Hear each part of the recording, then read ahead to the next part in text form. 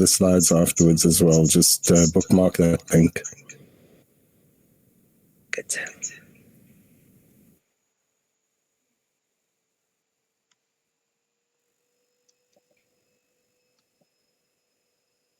Okay, so if everyone can open the link,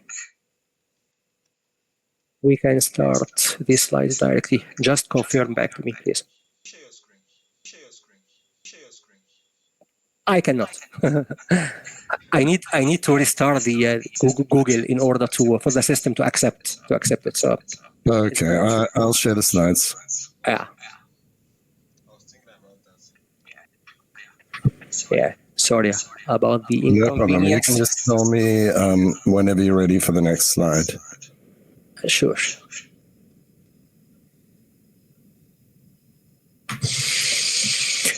Yeah, please. Yeah. Okay, can you all see that okay? For me, I can. Good. Yeah, so we couldn't find a great introduction to start how to use Bitcoin other than the quote by the infamous Andreas Antonopoulos. Andreas is a very well-known Bitcoin figure. If you can Google his name or search for his name on YouTube, you can find the guy presenting Bitcoin at its very early phase, right? 2011 or 2012, if I'm not mistaken, to like handful group of audience. Like the guy was like promoting Bitcoin since that time, and he was like doing every kind of possible effort in order to promote it while it was like at its infancy at the time. So Andreas once said that why would anyone trust nerd money versus central bank money? Simply, according to him, because nerds, computer nerds, have brought us the internet, right? That's what we are using at the moment. We are meeting over the internet. We are like talking and learning about Bitcoin and studying it in a very good way, right?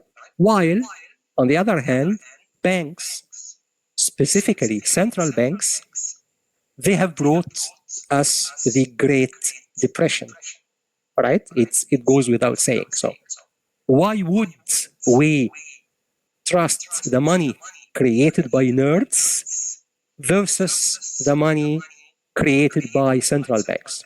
It's an obvious answer for sure. Next, please, Glenn. Yeah. So as we discussed, now that we've all have a better understanding of what Bitcoin is, with a quick introduction about it in chapter 6, it's the right time to start using it practically.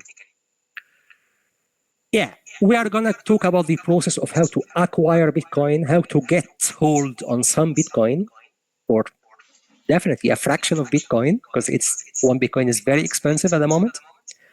How to hold it, how to store it. So thus, that means how to use a Bitcoin wallet. How does a Bitcoin wallet differ from a normal wallet that we are using? How to compare the different type of wallets, how to be informed and well educated about the different aspects and characteristics of a Bitcoin wallet. And then we will go through few hands-on training and exercises on like probably monitoring some transaction on the Bitcoin network, installing, downloading and installing and restoring Bitcoin wallet, and above all, how to choose the right Bitcoin wallet for our usage. So yeah, let's get started. Well, so acquiring Bitcoin. Yeah. At the moment, right? How can I get some Bitcoin? How can I get hold of some Bitcoin for myself, for my kids, for my family, right? How can I exchange the money that I can have for Bitcoin? So there are lots of options, but I mean, let's start with the most direct one. The most direct one is to get paid in Bitcoin, right? You will be lucky if you find an employer that you can do a regular job for them. Doesn't need to be Bitcoin related job. It can be any kind of job, like hands-on job, or any kind of, whether you are an engineer, accountant, developer, programmer, anything, right? And it doesn't need to be technology related even. But if they pay you in Bitcoin, you are gonna get hold of some Bitcoin for yourself, right? It's not easy, but I mean, it is happening, right? And it doesn't need to be an employer or a company working in the Bitcoin space. Now we have lots of countries all over the world where employers start to give you the option to choose between getting paid in Bitcoin or regular money. All right, and it's definitely the most straightforward kind of how to acquire Bitcoin. On the other hand, the most hard way of acquiring Bitcoin is to mine Bitcoin, right? And we are going to see that in Chapter 9. Chapter 9 is going to be about Bitcoin mining. Bitcoin mining is a very complex operation that you can do it using the normal laptop or desktop or mobile. When Bitcoin first started back in 2009 by Satoshi, probably for the first year or couple of years, you can mine Bitcoin and you are going to get like a clear visibility on the term mining, but let's use it for a moment as a way of producing new Bitcoin, right? It's like how to mine gold. If you can mine gold, you go to a specific places for some gold mountains or stuff like this. Gold mining, you can like start to dig deeper in the mountain or rocks and get some new gold. Bitcoin mining, it's almost the equivalent of that, but it's only done online and using very specific hardware. So for the first year or couple of years since Bitcoin started, people could use their regular laptop or desktop at that time to mine Bitcoin. It was easy, right? So the Bitcoin network was small. It wasn't as complicated as it is right now. And people could use their laptop or desktop computers to mine Bitcoin. Then it started to getting more and more complex. So they needed to buy specific hardware, mainly GPUs or graphical processor units or cards, to install to the laptop or desktop in order to mine Bitcoin. Then it became more and more complex so that you could never mine Bitcoin unless you use a specific hardware devices named ASIC. ASIC stands for Application Specific Integrated Circuits. Let's not go there at the moment. It's a very complex technical topic, but it is a very expensive hardware that you need to buy, you need to acquire for money, right? And you need to install in a place where it can operate, and you have to find a way to cool it down because it's consuming lots of energy, lots of electricity. It gets hot, so you need to cool it down. And moreover, you are not done, right? You need to let it solve a very complex mathematical work to get some Bitcoin mined out of that. So it's kind of hard to acquire, hard to maintain, hard to operate, plus it's probably like 100% depending on luck, like if that equipment will get you some Bitcoin or not. So that's the most extreme way to acquire Bitcoin, by mining it. So the most easy way is to get paid in Bitcoin. The most hard way is to get to Bitcoin out of mining it. But there are like lots of intermediate steps where you can acquire Bitcoin. If you have money, you can buy some Bitcoin, right? How? You can buy it from another person, or you can buy it online. How? We will see on the next slides. Next, please.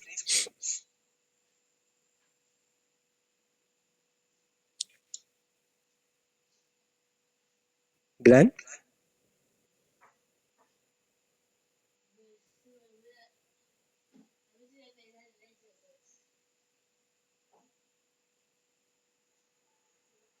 Okay.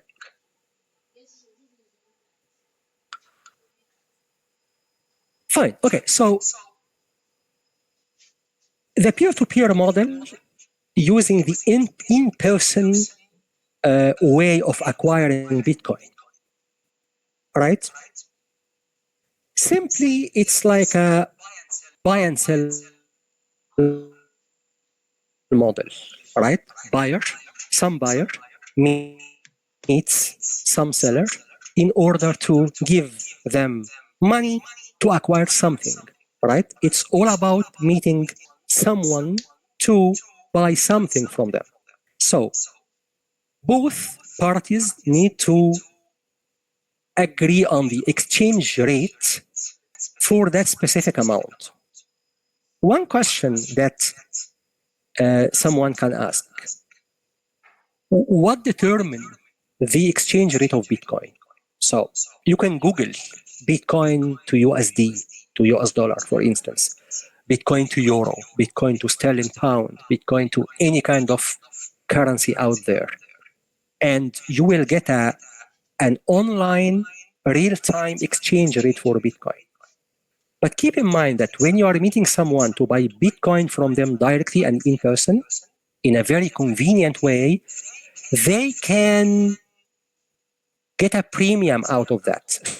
So they can somehow increase their fee to get some premium from you because they are going to get you some Bitcoin in return.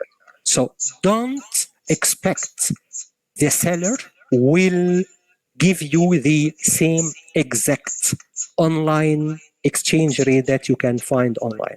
No, they are going to get some premium out of that. But normally, it's the buyer will provide some cash, the seller will transfer the Bitcoin. We will see how that will be done in a moment, and the transaction concludes. Voila, you got some Bitcoin by paying money for it.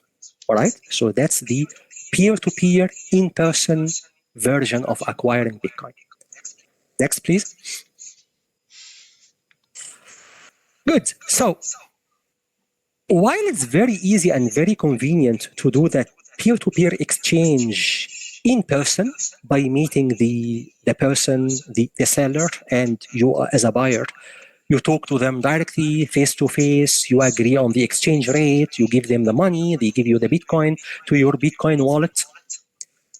That requires the physical presence, that requires you and the seller to meet in some place, some event, some cafe, restaurant, anywhere, and do that operation. But you can do it online as well, right? And in lots of places, in lots of regions, lots of countries around the world, you can find lots of local community, local online community, where you can find like-minded people to buy and sell Bitcoin from and to them, right? So that can be a group for your region, right? Over Telegram, over WhatsApp, over Signal, X platform, wherever, right? Where you can meet people, some people you would know, some don't. So always be aware of the scammers, right? Because it's an online platform. You can't trust anyone. And we have a very well-known quote that we are going to see in a moment in Bitcoin. Don't trust, always verify. And the same applies here. So don't open Telegram channel for your community and meet someone that you are meeting for the first time. His name is like Mustafa, like me, right? And then Mustafa tries to convince you that he has some Bitcoin that he can sell for you for a premium or even for a very convenient and attractive price. And Mustafa asks you, oh, okay, so just send me some money to my bank account or to my.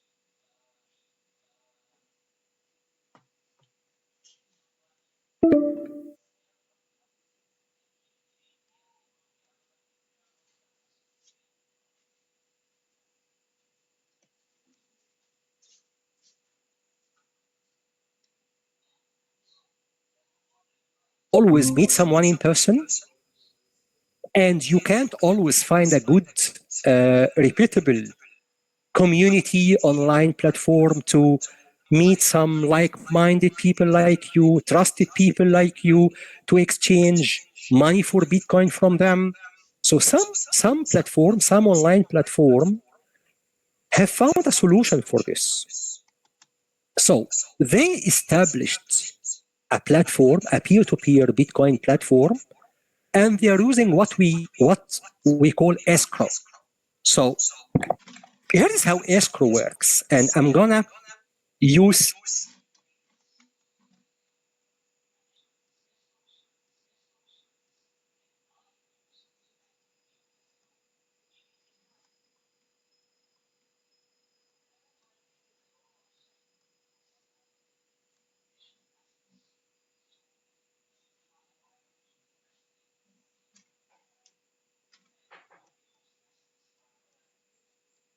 In money, in some time, and if I like hold some now, it's gonna increase in value. I'm gonna make some money out of it. At that time, even before I knew Bitcoin, even before I came across Bitcoin, it was that domain name, all right?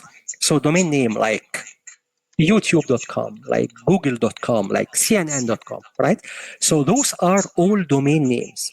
And I'm not sure if you are all familiar of that or not. Those are very expensive digital assets, especially if you acquire a domain name following a pattern that is trending at the moment. So let's give an example. If someone, probably when Bitcoin first started and everyone started to know about it, if someone acquired or created a domain name bitcoin.com, right? Wow, it's a very fantastic. .com is the most well-known domain name extension out there. So .com is the top, and then we can find .net, .info, .org, .edu, and tons of others domain name extension at the moment. So you can find even country letters, abbreviations, right? Like SG, Singapore, CN, China, whatever, right? So if you create a Bitcoin.com domain name from scratch, and Bitcoin started booming at that time, you can create that domain if you are lucky enough and no one beats you to it. You can acquire that domain for like $20 or something per year, right? But if you sell it, if you sold it at that time during the Bitcoin booming, you can make like millions out of it, right? Facebook.com, FB.com was sold 12 or 15 years ago for $8 million for you to imagine. Anyway, back to our story. So at the time, I was using domain name. I was like investing in domain name, selling and buying domain name. And the only way for you to sell a domain name to someone else, so you are gonna get lots of emails from people willing to acquire your domain name. just I'm interested in your domain name xyz.com for example. Please let me know what's your offer for that. And you are getting lots of offers. But the other person you cannot trust. That's an anonymous person for you, sending you an email offering you to acquire your domain name, right? If you sell them your domain name, if you transfer ownership of your domain name to them and you don't get your money, you are done, right? You lost your assets. And they scammed you, right? So at that time, the only solution is to use an escrow service. So there were lots of escrow services out there. That's a very well-known company who facilitates the buy and sell of the digital asset, specifically domain names at that time. So you transfer ownership of your domain name to that company. Sometimes it works like this, or the process starts by having the seller paying money to the escrow company itself, right? And the escrow company will hold on this money, will log this amount of money for you till you transfer the ownership of the domain to that other person. And once the escrow service, via some public portal, verify that the domain name was successfully transferred to the seller, they release your money. That's how it works. So it's like an intermediary party between buyer and seller to allow the security of both, to protect buyer from a scammer seller or to protect a seller from a scammer buyer. So that's the intermediary step that escrow companies went through to facilitate the peer-to-peer acquiring and exchanging of Bitcoin. So we started with the in-person, then we moved to the online using your community at your own control, and then there was the escrow company facilitating the buy and sell of the Bitcoin. Next, please.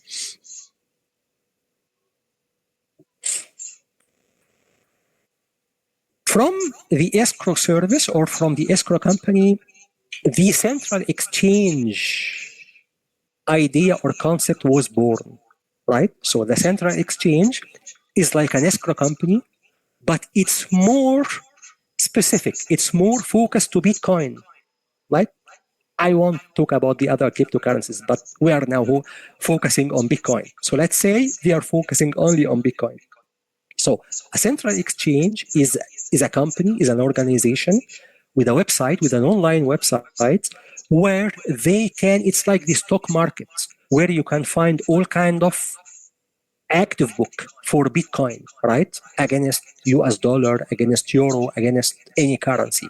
You can find people willing to buy Bitcoin, putting money to buy Bitcoin, putting their buy bid, and seller willing to sell Bitcoin, putting their sell bids, right? Whenever there is a match, the centralized exchange automatically match the buyer and seller even without knowing who is doing what, right? But I mean, someone is willing to buy 10 Bitcoin, someone is willing to sell 20 Bitcoin, so they will get 10 Bitcoin from those 20, and the seller will still have 10 remaining Bitcoin to be sold, probably for someone else to buy them directly. So the matching between the buy and sell, the buyer and seller, is done automatically by the centralized exchange. I mean, it facilitated. You don't need to meet someone in person to buy or acquire their Bitcoin for money. You don't need to trust your regional or local online community to find someone to buy some Bitcoin from. You don't need to use an escrow service because at the end of the day, escrow services, we're getting lots of fees out of that, right? We didn't mention that, but it goes without saying because they are facilitating the service, so they are getting fees in return. And now the centralized exchange. How would the centralized exchange differ from the escrow? There are lots of trade-offs, as we will see in the next slide. Next, please. Yeah, so the first drawback or the first disadvantage of using a centralized exchange that you need to, guess what? Reveal your identity, right? So the first ever step you would do to open an account with a centralized exchange, either to buy or to sell Bitcoin, is to convince them that you are a real person. And in order to do that, you need to go through a very hectic process they call KYC, know your customer. So I'm going to ask you about your real name, your date of birth, your nationality, your current citizenship, where are you located. You need to upload a copy of your passport, national ID, or driving license. And moreover, you need to upload copies of your utility bills. They need to verify that you are a real person, you are having a place to live in. So if someone is probably living in their car or anywhere, they cannot open an account on a centralized exchange. If you don't trust anyone to share your passport or driving license with, you will not be able to open an account on a centralized exchange. But again, that's the drawback. And that's not the only drawback. The most critical drawback that when you open an account on a centralized exchange, when you satisfy the KYC, know your customer requirement by sharing personal, detailed information about yourself, by uploading documents of your ideas, personal ideas to them, and you buy some Bitcoin and you leave it there, as we are going to learn, actually, you are exactly doing what you are doing right now if you are putting your money or holding your money in a bank.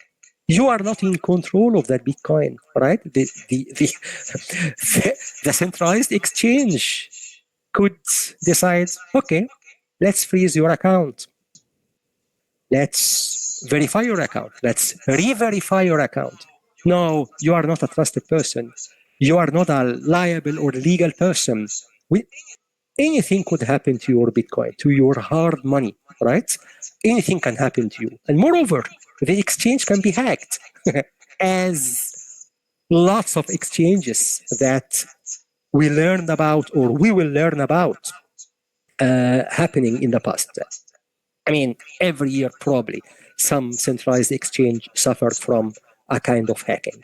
So you are not in control. And that brings us to the well-known slogan or quote or saying that we are always saying, not your keys, not your coins. And we are going to know a lot about that later on. And it's like, just like banks, right? I mean, imagine someone who's a millionaire, right? Yeah, they have like probably 10 million euros, right?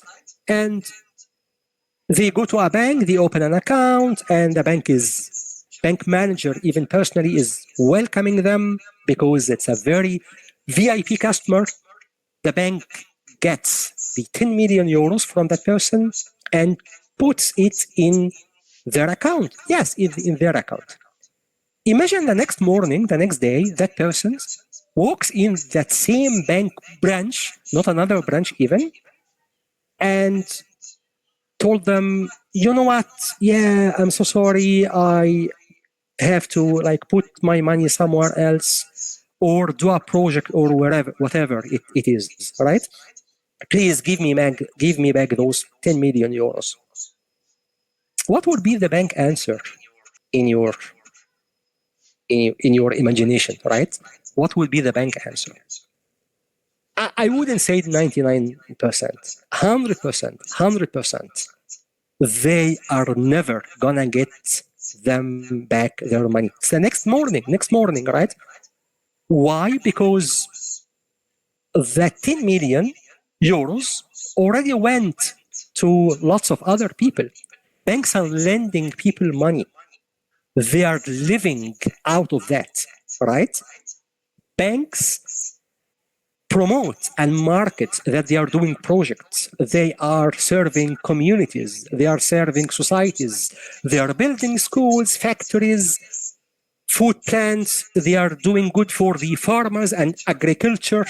No, they are only lending money to people for a higher interest than the one they are giving you if you put your money in a saving account.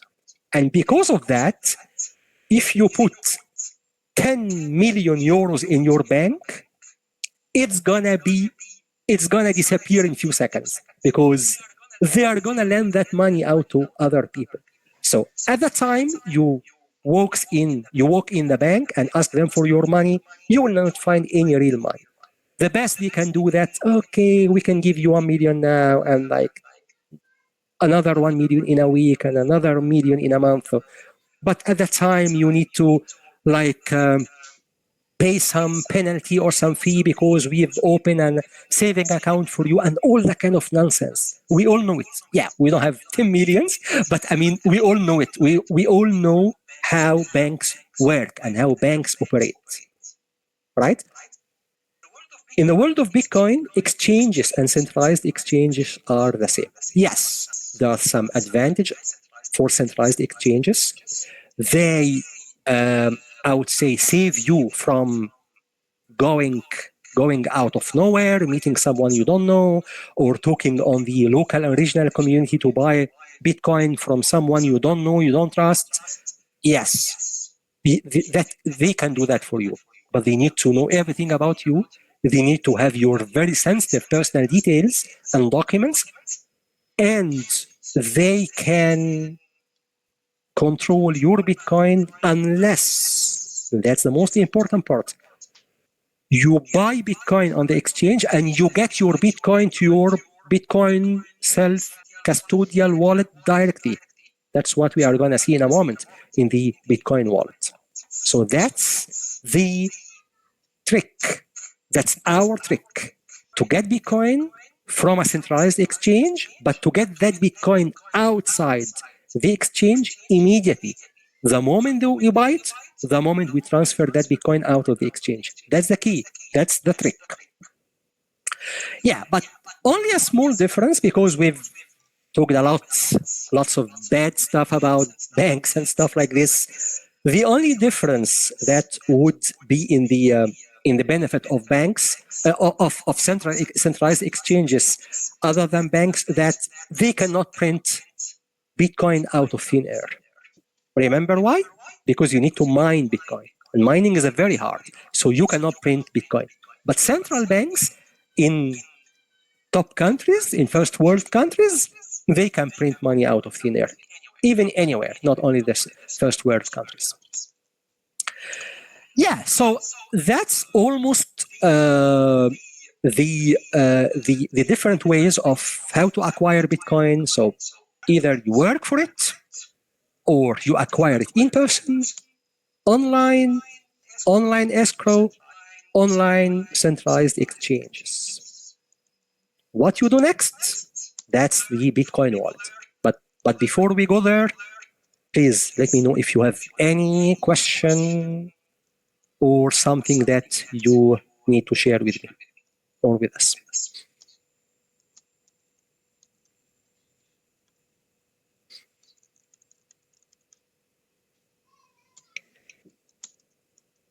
Cool. No questions? Nothing?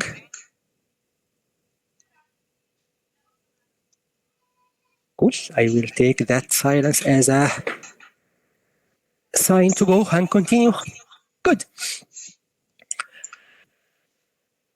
Okay, so now for the Bitcoin wallet, and that's the most important thing about how to use Bitcoin is to well understand what is a Bitcoin wallet and how to use it. In real life, if you are using money, if you are using banknotes, right? So normally, if you have money, you are putting those banknotes into your physical wallet, right? So whenever you would like to pay for something or buy something, you get the money out of your wallet and you hand the cash to the seller for that product or service or whatever. Bitcoin wallet is not like this, right? Bitcoin wallet doesn't contain Bitcoin. Moreover, and that's probably going to be surprising to all of you, yeah, we name it Bitcoin, right? It's a bit because of bit and bytes of the internet and the digital, and coin. It's a coin, right? No, it's not even a coin, right? So, and that's the most interesting thing about Bitcoin, because there is no coin. There are no coins on Bitcoin blockchain. I'm sure that during chapter 6, we've talked a little bit about blockchain and Bitcoin. So using Bitcoin blockchain, there is no record for coin. There is no real coin yet. So thus, that means that Bitcoin wallet doesn't have coins inside it. Bitcoin wallet only holds your keys, your private key and your public key, or private keys and public keys, right? So your Bitcoin wallet holds your keys. Private key, that's the key you are using to control your Bitcoin, how to spend your Bitcoin. Your public key is the key you are giving to anyone else to send you Bitcoin.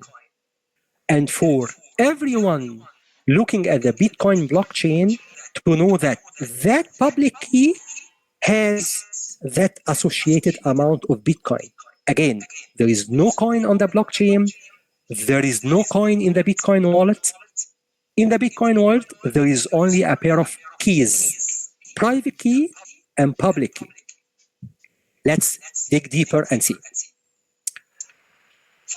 Fine. So once you have a wallet, and we will see how to inspect and check the characteristic of the different Bitcoin wallets, how to choose the right Bitcoin wallet for your use, and how to install and download it. But that's going to be in the practical exercise, probably Wednesday. But for now, let's say you have a wallet, right? You install a wallet on your mobile or your desktop, laptop, right? Your wallet contains a master private key. So a wallet does need at least one private key. That's the master private key. It's like the password. It's like the key to your home, right? You are the only person who's holding that key.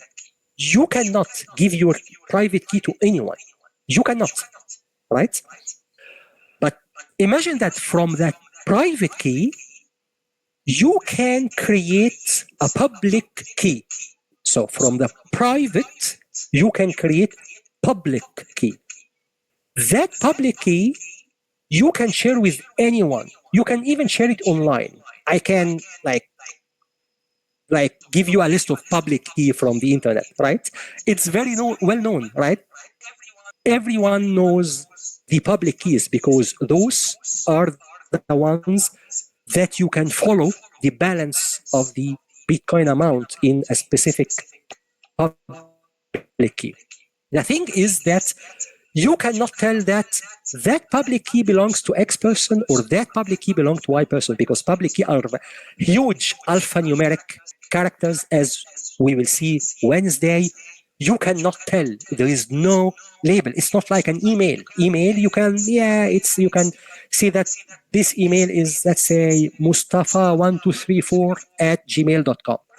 Right, that person names probably is Mustafa, right? But he needs to differentiate himself from the other Mustafas using the same Gmail account or platform. But in Bitcoin, you cannot tell that public key belongs to someone, right? But so your private key is the general, the master password for your wallet. You can produce a public key from the private key. You can share the public key with anyone, and no one ever can guess your private key from your public key. Why? Because the process of creating a public key from a private key is a one-way process. It's only from private to public, not the other way around.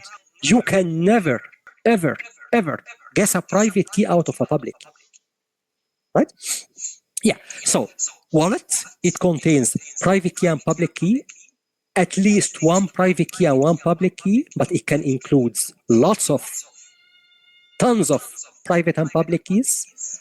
And the wallet has an interface. It's a human-friendly interface because Bitcoin is very complicated. It's a very complicated mathematical equations, right? You cannot look at it and understand it. But for a Bitcoin wallet, it needs to be a user-friendly because not all people using Bitcoin are nerds.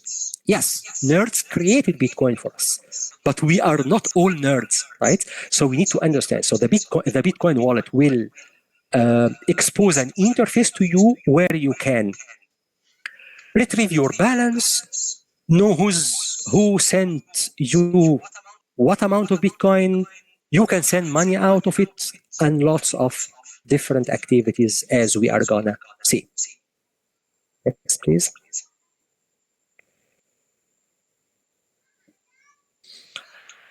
The top differentiator between wallets is self-custodial versus custodial. We talked about centralized exchanges. And now those exchanges are like regular banks or like any who can like code, develop, understand, solve mathematical equations, understand technology. That's a nerd, right? So back to the custodial self versus normal custodian. We talked about exchanges and how exchanges look like normal banks. And we talked about the importance and criticality of getting your Bitcoin out of exchanges because exchanges are like custodial, right? They hold the private key for you, right? So they can control your Bitcoin. It's like a bank. Who's having your money? Who can control your money if you leave your money in your bank account? That's the bank, right? So a bank is a custodial service. They can lock your money. They can freeze your account. They can get rid of you altogether. They can delete your account without your consent even, and they can get all your money. They can confiscate all your money. You can do nothing to get it back, right? You can complain, but I mean, at the end of the day, that's a bank. You cannot compete with a bank. But self-custodial, you are the one holding your private key. Meaning, back to the saying, not your keys, not your coins. But if they are your keys, that's your coin, right? So not your keys, not your coins is a custodial. Your keys, your coins is a self-custodial.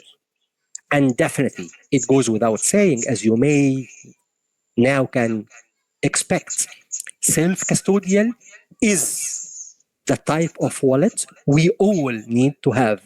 We need to have a self-custodial Bitcoin wallet. We need to control our private key.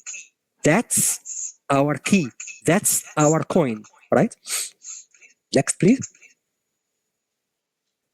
So, a table of comparison between self-custodial wallet and custodial. Whose keys are these, right? In the self-custodial, it's you.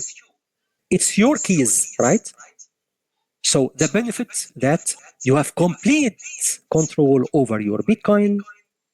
You can do whatever you want with your Bitcoin. So you have control over your transactions. No one can force you to do a transaction. If you don't need to do it, don't do it.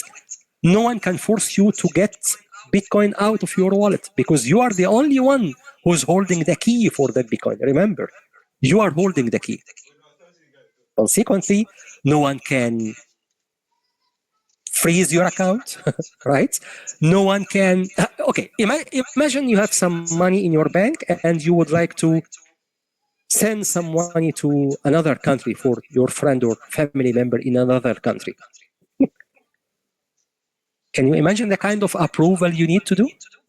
You need to convince someone, you need to go to the support center or customer support in your bank. They are going to open a sheet for you. Why do you need to send that money? Who is that other person? Can you prove to me that it's your family member?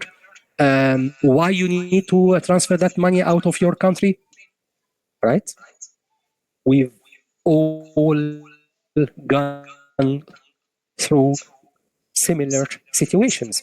But if you control your Bitcoin and your Bitcoin is or Bitcoins are in a self-custodial wallet, you don't need a proof from anyone. You can burn your Bitcoin if you would like. No one would do it. I mean, no sane person would do it. Only crazy people can do it. But I mean, if you would like to burn it, you can burn it. You don't need to take the permission from anyone. Moreover, no corporate can control you. And moreover, no government can control you. That's the most important thing, right? So if you have in lots of countries all over the world, and we are all in Africa, and we know how it goes, but I mean, if you have some kind of severe political opinions on something, and you are always conflicting with your government, the first ever thing they would do is to freeze your bank account, right? They are gonna deny you from controlling your money. On the other hand, if you are using a self-custodial Bitcoin wallet, no one can do it. No one even would know that this Bitcoin wallet belongs to you. There is no link. Unless you keep your Bitcoin on an exchange. So we are gonna get back to the first option that you are gonna use a custodial wallet on the exchange. And the exchange know you quite well from your passport, from your personal information. And no one can prevent them from sharing their details with your government. And you are done, right? So that's another point why we need to get money out of exchanges. Why we need to avoid exchanges altogether. If you can work and get Bitcoin, that's most fantastic option. If you can mine Bitcoin, as we are going to see in chapter 9, that's amazing. I mean, it's going to cost you a lot, but I mean, that's amazing.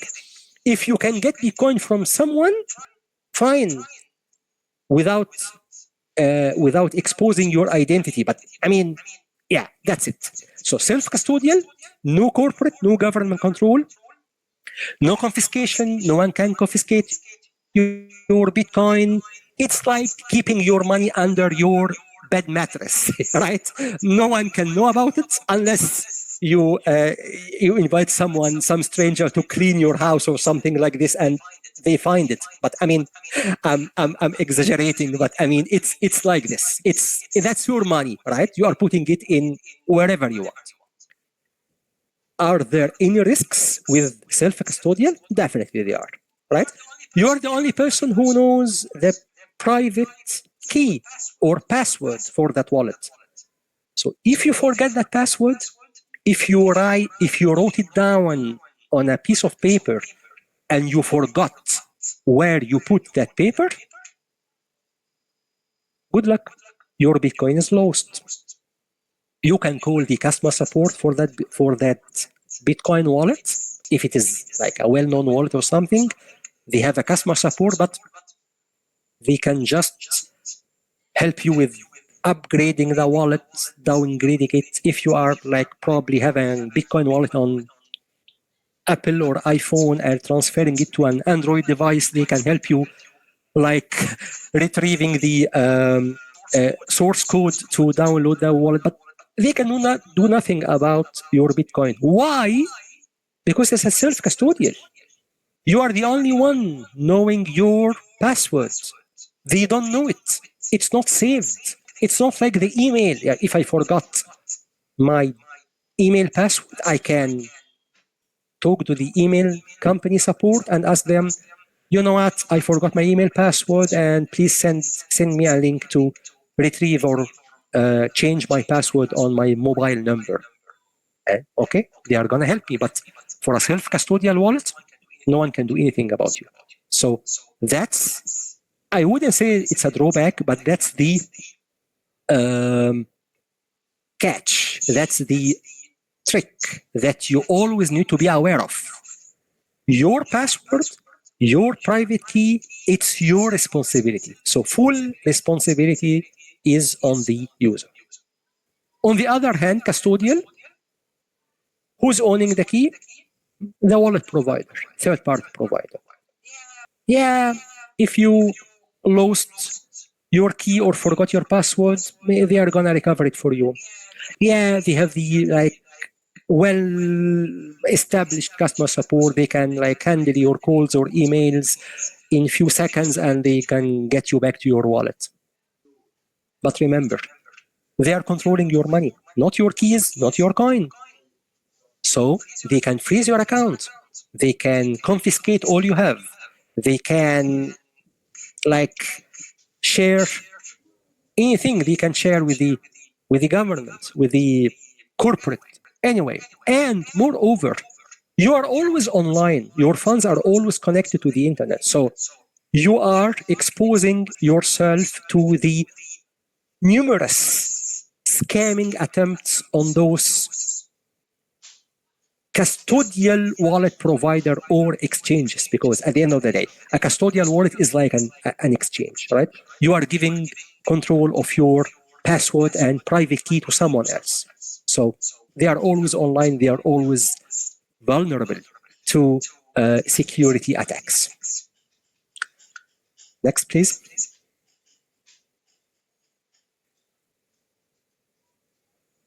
Yeah.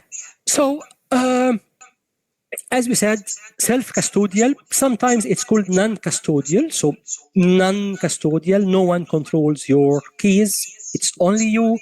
You are the only one accessing or having full control of what is going in and what is going out. Self-custodial is like a bank, but your own bank, right? So you are the bank, right? So now with Bitcoin as money, as a digital money, as a hard money, we are our own banks. If you have a self-custodial wallet, you are having your own bank at your convenience, right? You are taking full control of everything. You are taking full control of incoming and outgoing transactions.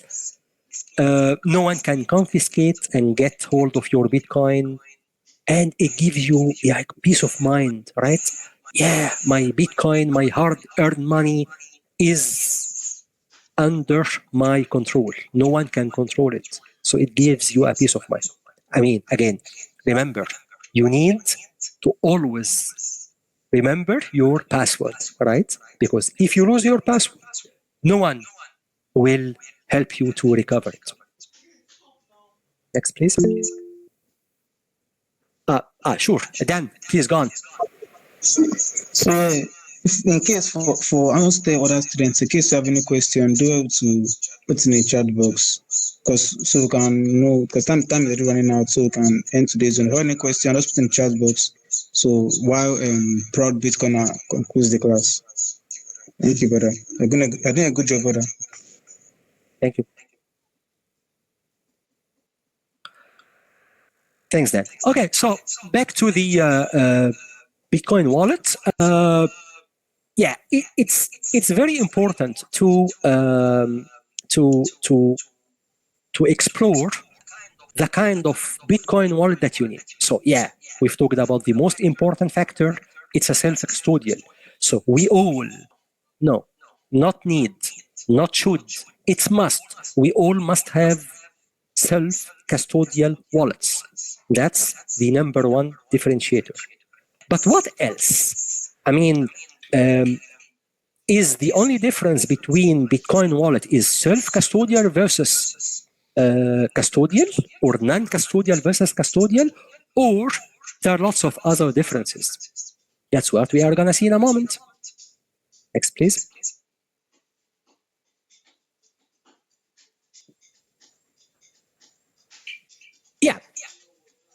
For a self-custodial, what are the steps to install and use a self-custodial wallet? The first step is you need to choose a self-custodial wallet. And we are going to look at the differences between the different wallets, given that they are all self-custodial, right? We need to install the wallet. We need to follow the instruction to install it. Most important, we need to create a new wallet, generate a recovery password, recovery phrase, and at least one private key. We agreed that a Bitcoin wallet doesn't contain coin. There is no coin, in fact, in the Bitcoin blockchain. It's only keys. A wallet contains keys, private key and public key. And you need to secure your recovery phrase, what they call seed phrase, because that's the phrase where you can use multiple times to generate new key pairs, new public/private key pairs, as we are going to see. We need to store the recovery phrase, and we can then start using the wallet to receive and send Bitcoin by exposing our public key to our employer, for instance, if they are going to pay us in Bitcoin, or to the seller if we get into a buy and sell operation with someone in person or online, as we discussed. For the custodial, it's very easy. It's no-brainer that we all need to go for a self-custodial, but if you go for a custodial, the steps are going to be very different. You choose a custodial wallet, you install it following the instruction, you create the wallet, and you use it, right? What about the phrase, recovery phrase, private key? None, because in a custodial wallet, the wallet provider or the centralized exchanges, because it's the same, are the ones who control the password for us. It's not us. Accordingly, it's not our coins. Next, please. So, not your key, not your coin. Not your coins is a popular saying among Bitcoin community, as we discussed it many times. Private key, you are not getting real hold or ownership of your coin. And if someone has knowledge or has your private key, they are the actual ones controlling your Bitcoin. So if you keep your Bitcoin on an exchange, it's the exchange coin. It's not your coin. Yeah, theoretically, it's your coin. But practically, as we discussed, it's their Bitcoin. They can, kick you out and good luck getting back to your account. Or they can get hacked and someone can steal all their Bitcoin, not only for you, but their customers' Bitcoin. So, very important to always protect your private key, right? Always protect your private key. Remember, not your keys, not your coins. We are repeating it again and again, but that's the number one lesson in how to use Bitcoin. All of the knowledge that you've acquired so far was theoretical knowledge about money and about Bitcoin. Now it's the right time to apply that practically. And the first thing you need to do, you need to keep in mind before practicing or dealing with the real Bitcoin is to get hold of your private key. You are the only person responsible for your private key. Next, please. Okay, so from now on, as we said, yeah, we are going only to focus about self-custodial, because we are not going to talk about exchanges. We are not going to about custodial wallet.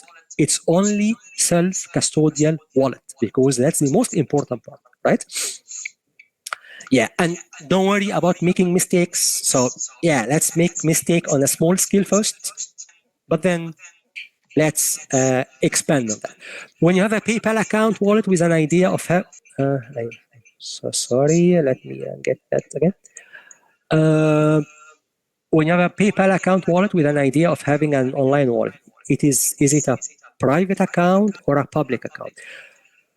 If you are asking about PayPal and the option to acquire Bitcoin using your PayPal account, it's a custodial way. Unless you get that money out of PayPal. I have never, ever used PayPal to get Bitcoin. So, and as far as I know, that you cannot get money out of PayPal. Probably that could have changed, I'm not sure, but if you are leaving your Bitcoin in your PayPal account, it's like the centralized exchanges, it's like the custodial wallet. It's custodial, not your keys, not your coin. So it's not your. And by the way, PayPal, thanks for sharing that question, because it's a very good example. I have never, ever over the years, succeeded in maintaining my PayPal account. Every single time that I receive money from someone or I send money to someone, they freeze my account. They ask me for proof why I'm sending that, why I'm receiving that. They are asking me all kinds of questions about my identity, passport, nationality, citizenship, everything. Like 4 or 5 years ago, I decided to delete my PayPal account. It was horrible. It was the worst ever experience that I have gone through. Right? If we compare PayPal to Wise, previously TransferWise, it's no-brainer, right? Wise is much more convenient than PayPal. But PayPal is a very bad option, at least for me. I'm not sure about your experience. But because you've asked about PayPal, and if you hold some Bitcoin on your PayPal account, it's a custodial one. So please get your Bitcoin out of your PayPal, if you can, to your self-custodial wallet. Okay?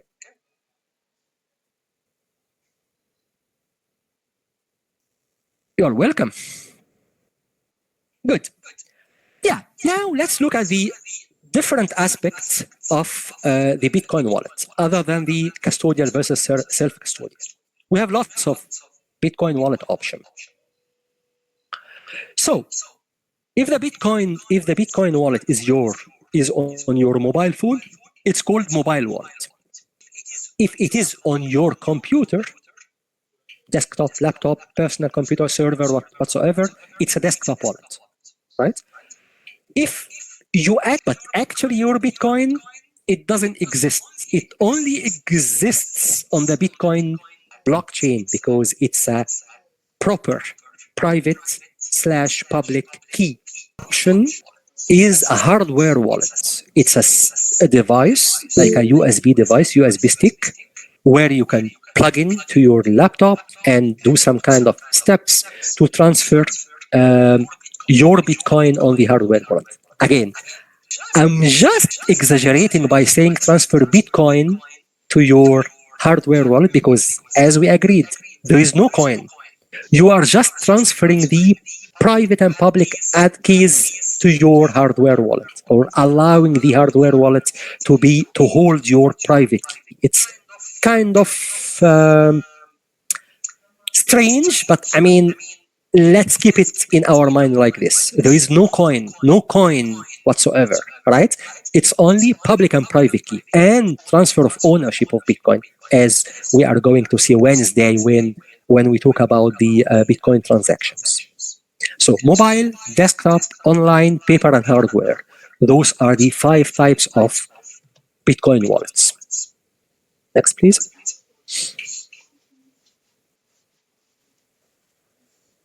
Online, mobile, and desktop, and paper and hardware. Online, you can access the online wallet using a web browser. Yes, exactly. It's Bitcoin. Yes, it's digit codes or something. Yes, we are going to see more about it when we talk about transactions. It's going to be more clear. I mean, for now we are talking about wallets, so let's keep it like this for a moment. But thanks for sharing.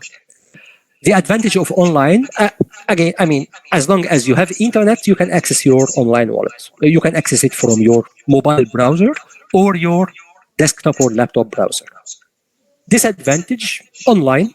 I mean, online, come on, right? Being online, meaning that it's always, always, always vulnerable to all kind of hacks and attacks, right? So it's less secure. What's the example user? Example user is the use case, right? So it's ideal for someone who needs to always use their wallet and doesn't have a lot of fun. Probably like few hundreds of sats, Bitcoin sats.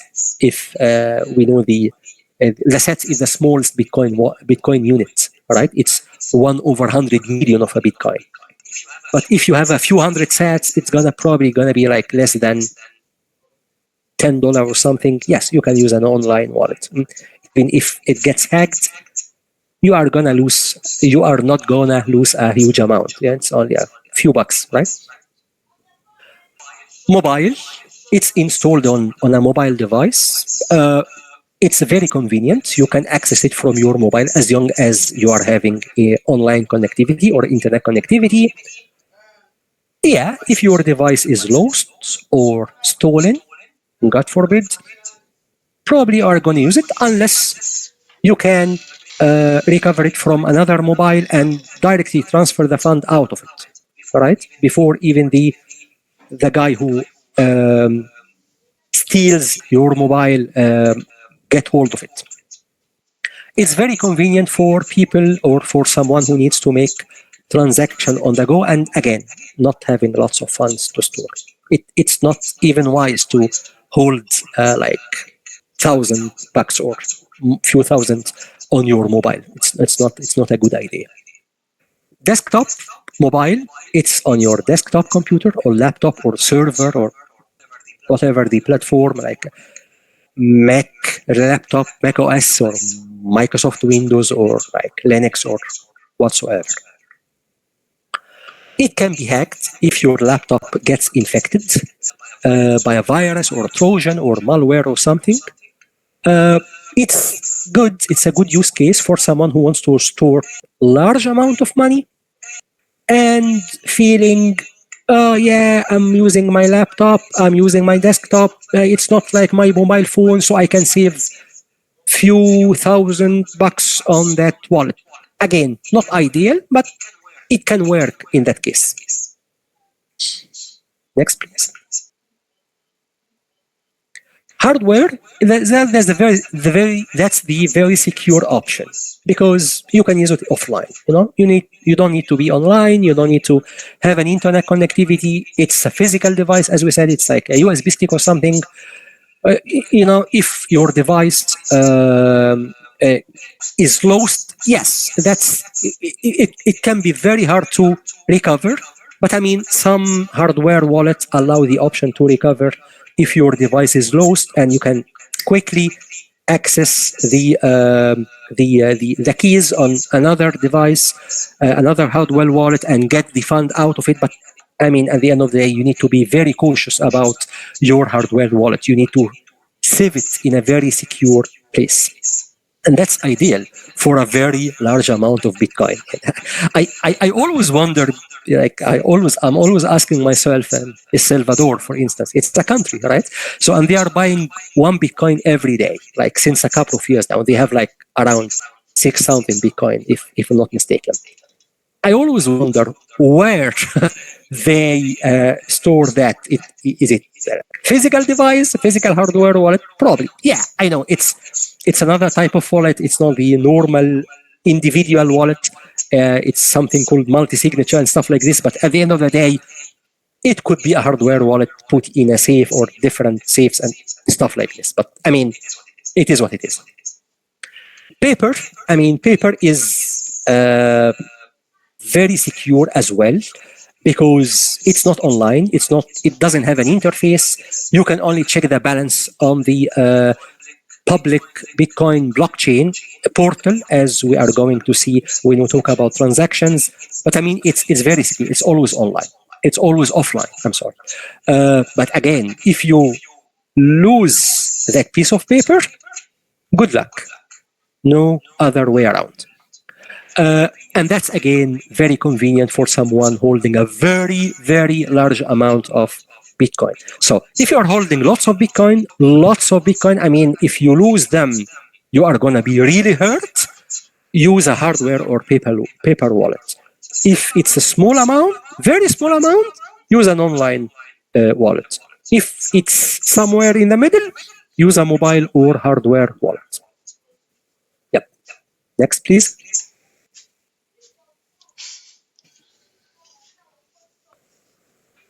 Yeah.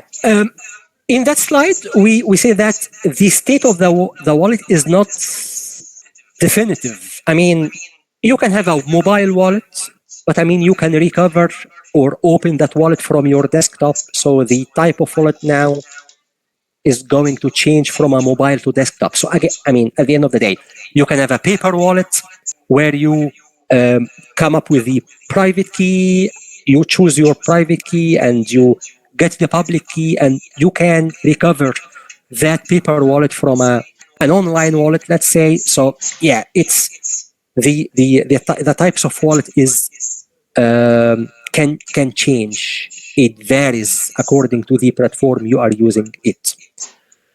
At the end of the day, it's all about having control. Again, not your keys, not your coin.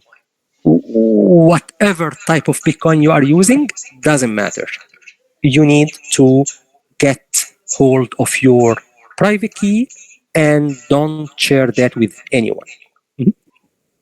And because, yeah, it's life. Nothing is perfect in life. There are always lots of trade-offs between the different type of wallet, but I mean, there is no ideal wallet. So no one can say, okay, download wallet XYZ. This one is going to be good. I mean, it depends. It depends on your use case, on your fund, on your ability, on your internet connection, on your how secure are your devices, your mobile, your laptop, your desktop. It depends. It varies. Next, please.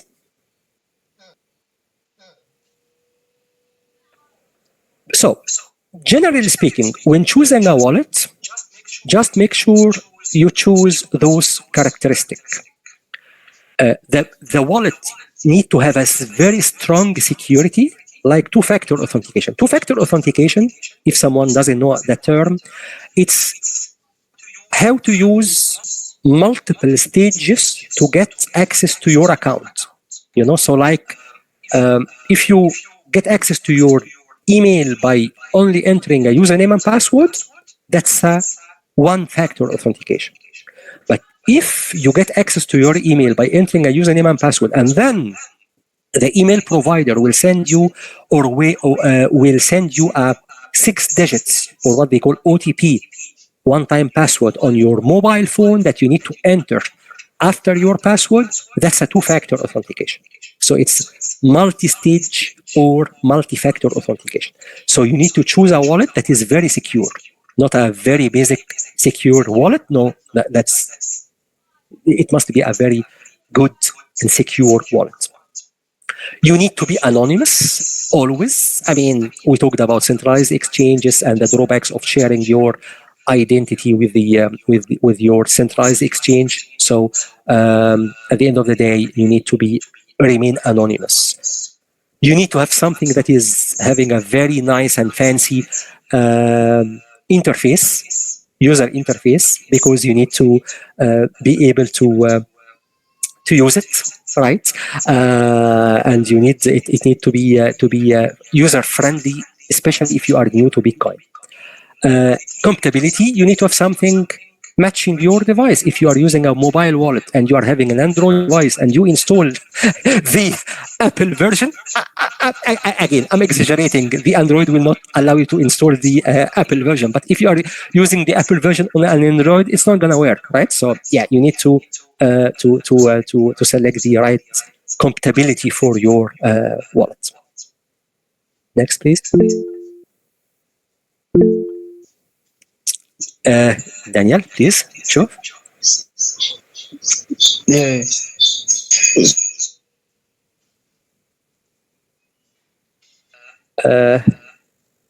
You are mute if you are speaking, Daniel.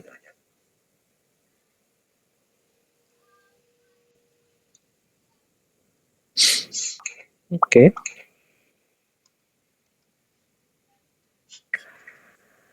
Okay. Back to the Bitcoin wallet characteristic. Yeah, sorry, You want to So yeah, brother, I think we have used a lot. I have learned a lot today already. You know, some people actually having to do some things, and I would even like us to leave this the more interesting part for our next section. So if you don't mind, why you can just help us say maybe just I wait for some few questions. So we'll continue in our next class because you know time is almost like 4 minutes to our time to the ending class time. Yeah, awesome. Thanks, Dan, for the reminder. Actually, this is the last slide, right? So yeah, we are gonna stop on slide number 26. So we've covered 26 slides out of 46, and we are gonna continue with the 20 remaining next session, next Wednesday. But thanks for the reminder. So quickly, fees. Just make sure that your wallet doesn't charge you more fee when you send Bitcoin out, because there is an associated Bitcoin fee. So just make sure that your wallet provider doesn't add extra charge to the normal Bitcoin fee. Reputation. Don't go for a wallet that is not known by anyone. Just always, as you are always doing your exercise of inspecting the online reviews for anything you are buying, please do your homework and read the review about the Bitcoin wallet before you install it. And moreover, and that's most important one, and it's kept till the end, not your keys, not your coin. So just choose the Bitcoin wallet that allows you to have a self-custodial wallet. All right. So yeah, that's it for today. I hope you've enjoyed it. I hope you've learned something new. Let's continue Wednesday with the Bitcoin wallet selection exercise, the transactions, and all that other kind of fancy stuff. So appreciate it. Thank you so much for listening, and talk to you on Wednesday.